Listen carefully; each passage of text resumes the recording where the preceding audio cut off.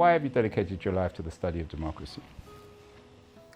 Well, I have made the study of democracy the centerpiece of my academic life, and the engagement with Democrats around the world the centerpiece of maybe my activist side of my life, because I agree with Winston Churchill that democracy may be the worst form of government ever invented by man, except for all the others that have been tried from time to time. Like that aphorism about buildings, Churchill made his defense of democracy here.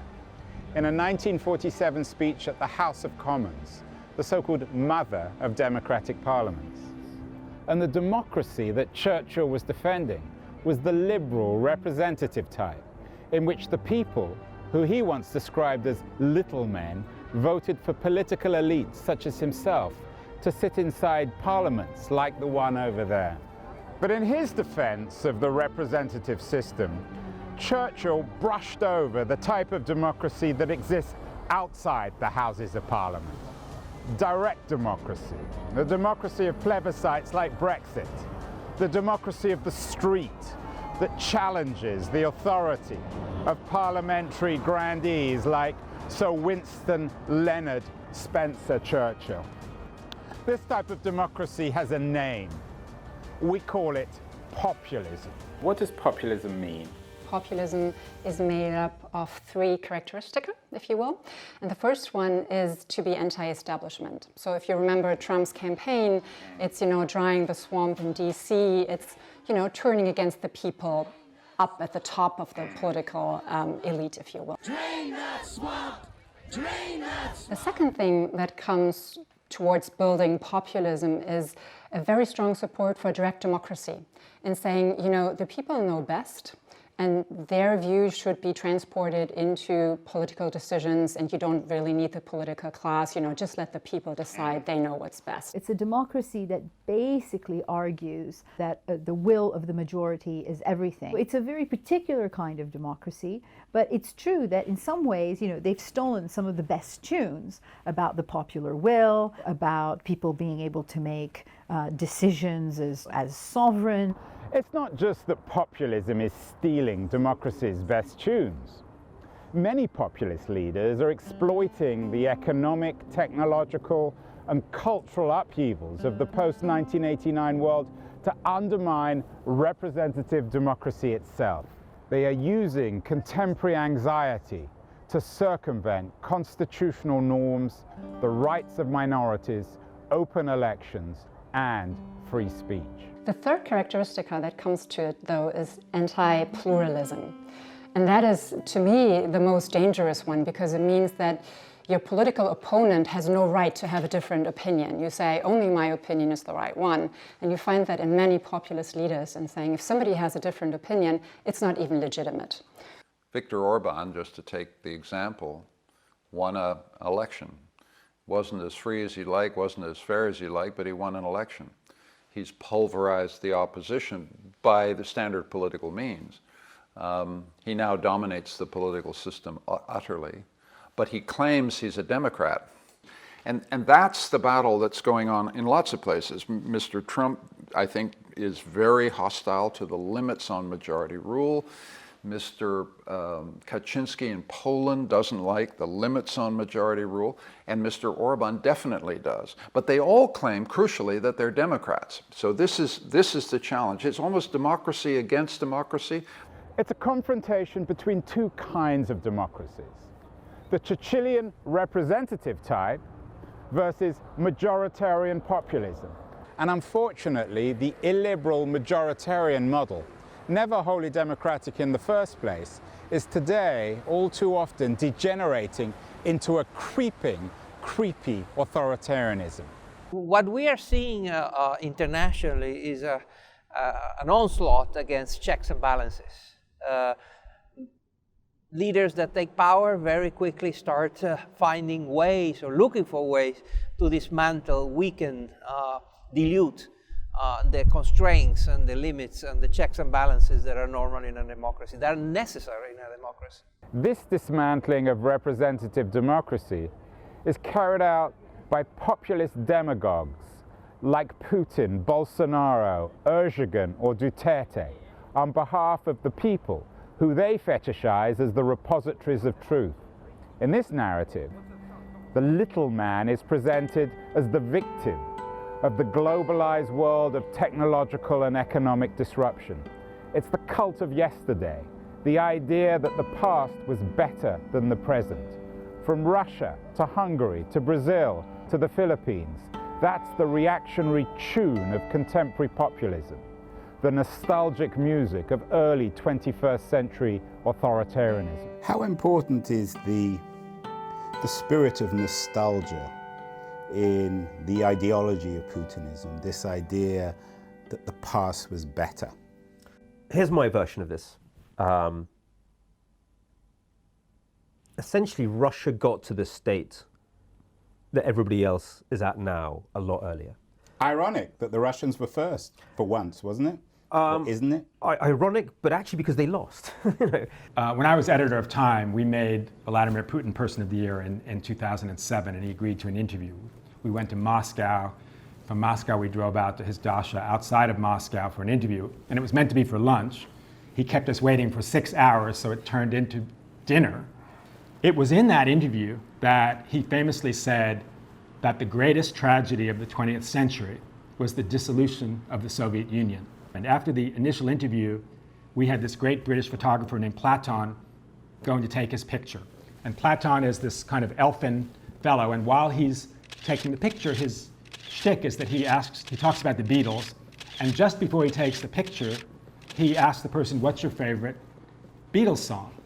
Putin had not said a word of English during the whole interview, and when Platon turned to Putin and said, "What's your favorite Beatles song?" without missing a beat, he said, "Yesterday."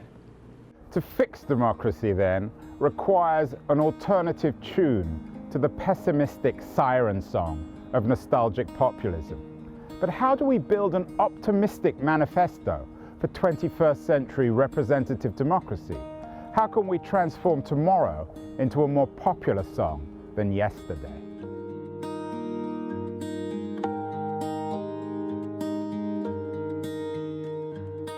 We can begin by telling the truth about yesterday.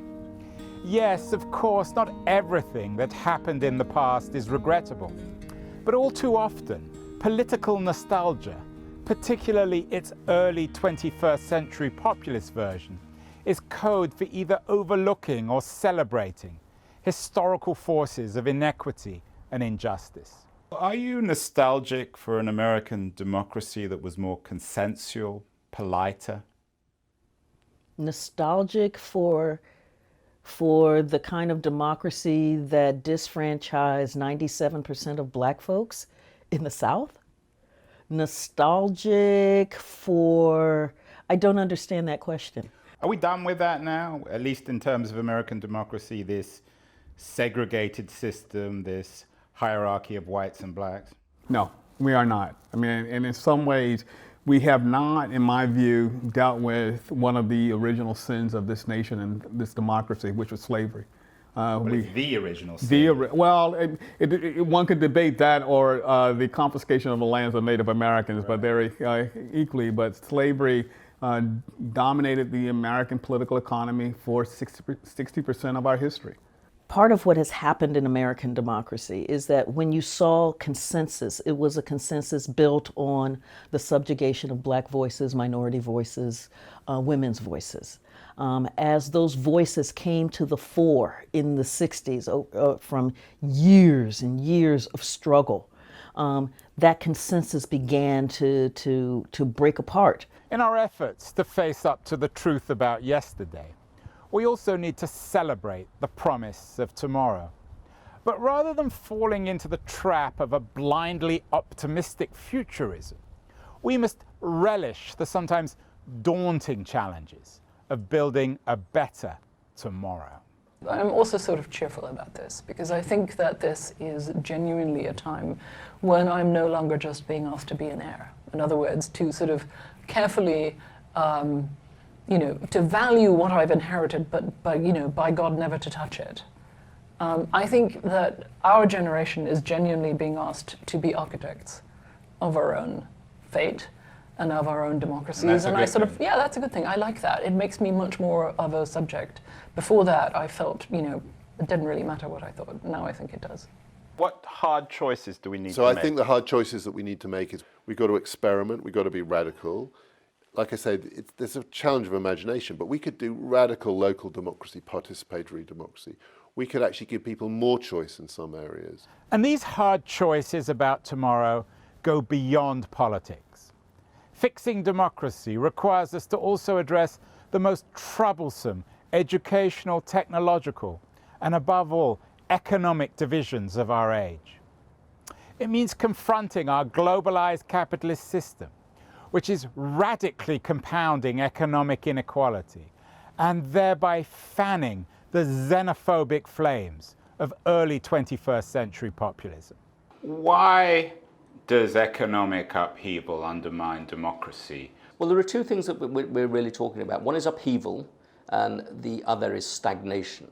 And I think if you have a world with lots of upheaval, but in the context of significant economic growth, that's tolerable, because people are being asked to change their jobs, they're being asked to move their houses, but they're moving to better jobs, they're moving to better houses. They're, in aggregate, gaining. What we have now is a combination of stagnation and upheaval. So you have to change your job, you have to change your house, you have to move around, but you're not, in aggregate, getting better off. It's a lethal combination: stagnation, rising inequality, and upheaval. When you have the middle of the economy go, you have the middle of politics go too. Whether it's the strength of Trump's America First populism in the Midwest, or the popularity of the German far-right AfD party in its de-industrialized East, or the support for the Brexit party in Northern England, there is a self-evident connection between economic decline and the rise of an anti-pluralist populism. Fixing democracy, then, means restoring the economic middle. It means rethinking the hubristic economics triggered by the fall of the Berlin Wall. It means challenging the free market dogma of neoliberalism. It means innovating a more inclusive capitalism. I think the dramatic growth of income and wealth inequality in the world in the past 2 to 3 decades of globalization and now really almost historic technological change is a very serious threat to the future viability of liberal democracy.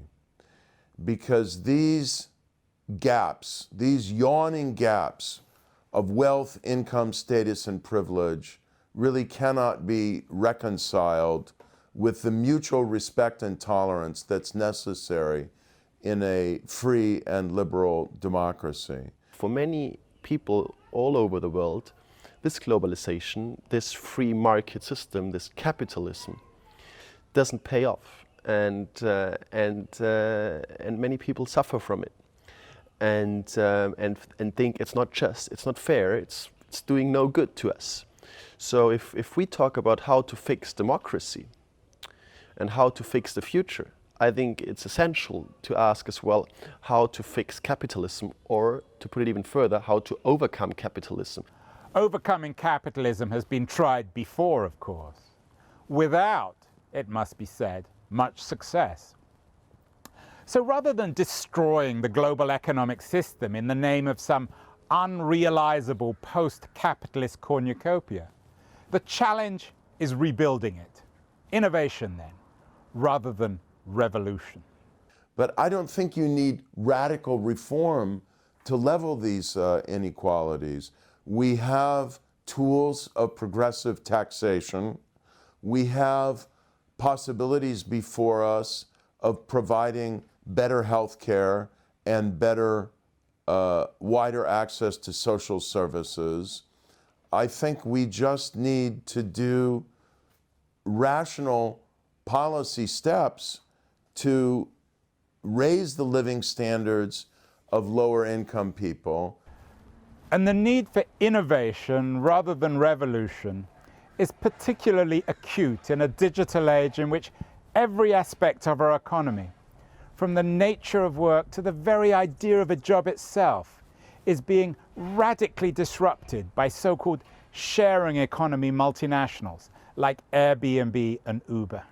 I think that we need to equip everybody as well as we can through public and private means for the future of work, which is a scary place, and it is an insecure world, and it's one where you're going to be hopping around, probably having more than one job. We've got to give people portable healthcare and pensions that isn't linked to one employer. We've still got a mid-20th century system here in the United States and in most of Europe. We've got to have a new deal for the gig economy. We also need to deal with the inequality problem. Because inequality, a world in which you have a very small gilded elite that's seen to be not playing by the rules, getting ahead of everybody else, does create resentment. That I'm against things like the idea of legacies at Harvard University and things like that. Anything that smells of aristocracy, of the transmission of vast privileges from one generation to another. And so to fix the democracy of tomorrow, we need to fix today's capitalism. The stakes then couldn't be higher. I'm talking about saving capitalism. I'm talking about the price we must pay for social peace.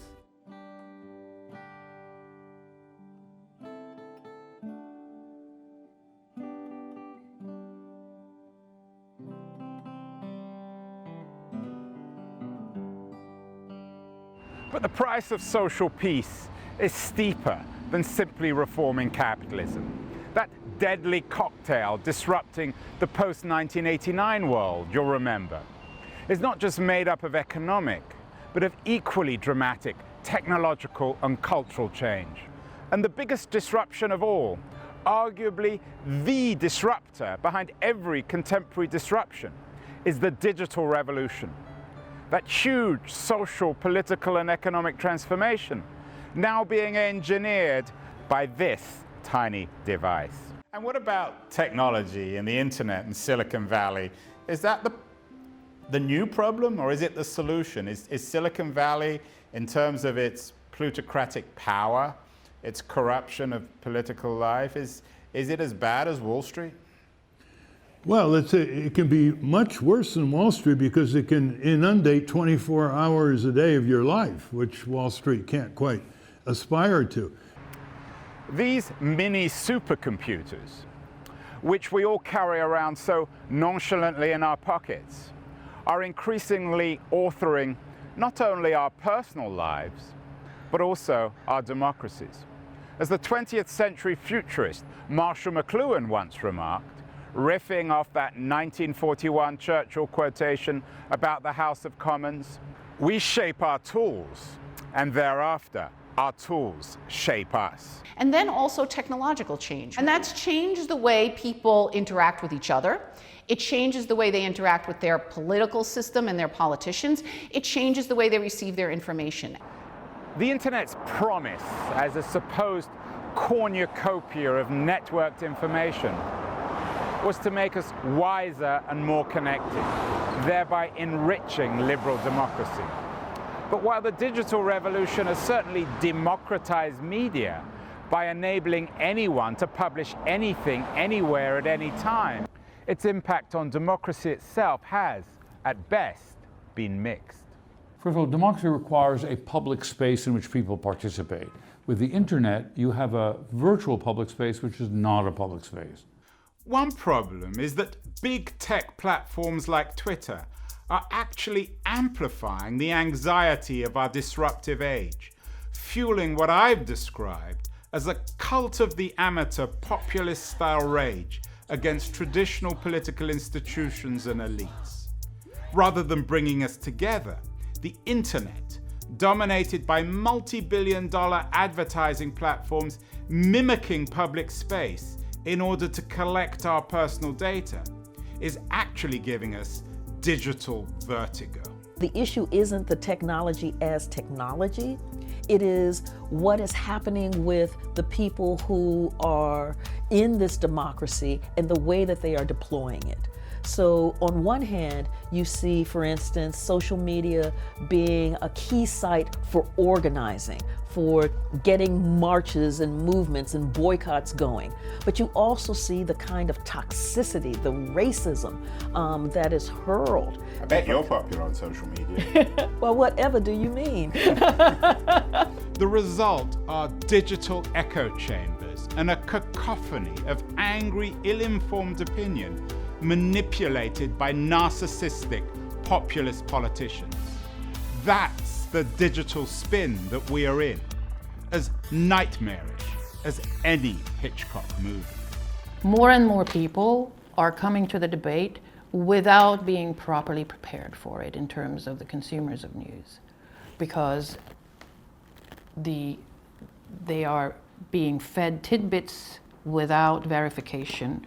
And the biggest problem of all is that those unverified tidbits on user-generated content platforms like Facebook are all too often fake news paid for by opponents of pluralism, like Putin.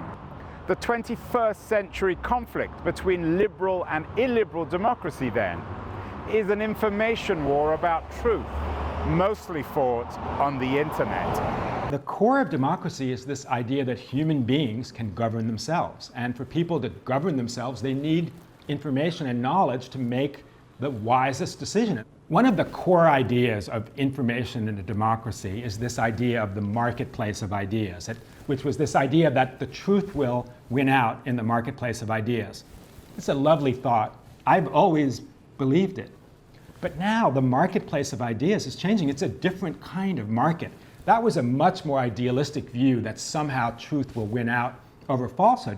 With the rise of disinformation and with the instant example of it all around the world, the truth doesn't win out in the marketplace of ideas. There's a wholly different market. And so we have to think about it in a different way than we used to think about it in the 20th century. So what do we have to do to enable truth to win out in this war? Should we begin by trashing our smartphones? Should we just shut the internet down? No. I think that's a beautiful phrase that the founding fathers had about attempts to deal with a problem of faction, which is in a way the problem that we're now facing. The tendency of people to self-select into small groups and put the interests of that group over everything else. Hamilton recognized in the Federalist Papers that one solution to that is simply to abolish freedom of speech and freedom of thought, to make everybody think the same. But he recognized that that is a cure that is worse than the disease. No, we can't retreat into an analog yesterday. But to get to a digital tomorrow which does indeed enrich liberal democracy, we need Silicon Valley leviathans like Facebook to be more accountable for the disinformation that gets published on their platforms. Well, if Zuckerberg's watching this film, what should he do? Maria, you're in a better position than anyone to tell Zuckerberg what he should be doing with Facebook to protect the truth and protect democracy. I think that he has to embrace the gatekeeping powers that he took away. He took away the distribution of news from journalists. He cannot have Knowingly? that. I think that's what, if you look at the $40 billion that you get, right? You get the revenues from it. You should take the responsibility that comes with it. Are they publishers? Absolutely they're publishers, but not in the traditional sense. One of the things that needs to change, at least in the US, is the perception of them, according to the law, as not being liable for their content. But regulating big tech is only part of the solution. We need to also rethink the architecture of the internet to realize the democratic promise that its founders, pioneers like Tim Berners-Lee, the physicist who invented the World Wide Web in Geneva in 1989, believed was inherent in the digital revolution. So we can't suddenly start talking like censors, and we've started to do that. You know, the regulation in Europe that's coming out around the internet is all framed, we've got to stop the disinformation. Disinformation isn't a legal term. So we have to make sense what on earth are the democratic rules for the information space. That's a huge project, but I would start with the idea of think about the rights of the person online, the user online. So let's go back to Zuckerberg. What should he be doing, Maria? Tell him. opening up his network so we know where these lies, where these dishonest networks are beginning? It's far more complicated, but I think the main thing is transparency is the new objectivity. But rebuilding the internet so that transparency becomes the new objectivity is just the first battle in the 21st century war against disinformation. The problem is that no technology, however sophisticated, can make us wise. Fixing democracy, you see, is ultimately a human rather than a technological challenge. It's all about learning, about education. Fixing democracy requires us to be able to distinguish between facts and opinion and between truth and lies. Rather than smart tech, we need to nurture smart citizens.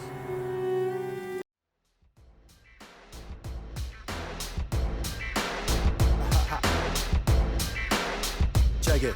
I run through your zone like it's land I own. Easy come, easy go, like cash I've blown. I've shown in the fire the desire full grown for the higher empire to arrive full blown. Roam around the planet, making money, having fun. Got the pedal to the metal, never settle till I'm done. See, I do these jobs, money comes with ease, but I can't stop, it's like I got a disease. So, nothing to do but hop in my fast car, forget the speed limit like I'm driving NASCAR. Party with my people over in Madagascar, then on the way home chillin' Casablanca. Tricks of the trade got me made like a mobster. They kept it in a safe, but I cracked it like a lobster. Everything was fast until I downshifted. Now I can see in this life I've been gifted. Walk how I walk, and they can't do that. Talk how I talk, they can't do that. Move how I move, and they can't do that. Groove how I groove, they can't do that. Walk how I walk, and they can't do that. Come on, talk how I talk, and yo, they can't do that. Move how I move, and they can't do that. Yo, groove how I groove, they can't do that. Yo, the root of all evil is the love of cash. Yo, I got a little bit, now I'm driving fast. Tricks doing what they do, but I'm moving past. I got to pump the brakes to avoid the crash. I walk how I walk when I walk to survive. I drive how I drive, got no choice but to thrive. I hit the ground running on the day I arrive. Now it's time to shift this whole thing into overdrive. Check the dash, tank full of gas, everything's